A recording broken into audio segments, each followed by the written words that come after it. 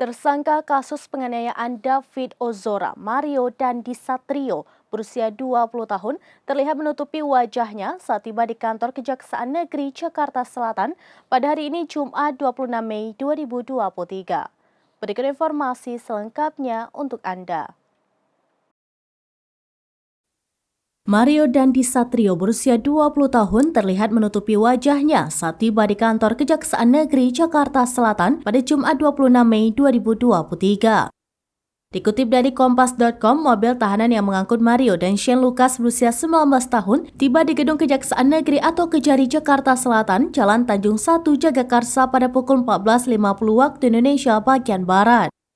Mario menggunakan baju berwarna oranye bertuliskan tahanan Polda Metro Jaya ketika turun dari mobil di depan lobi gedung.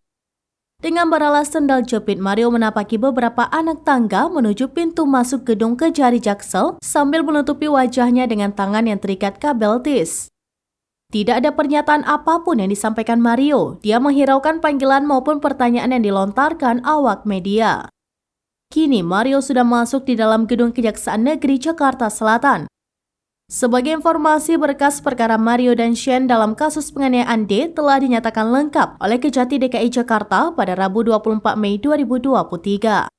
Mario dan Shane dijerat dengan pasal tentang penganiayaan berat yang direncanakan terhadap D berusia 17 tahun yang dianiaya Mario Dandi Satrio pada 20 Februari 2023 di Kompleks Green Permata Pesanggerahan Jakarta Selatan.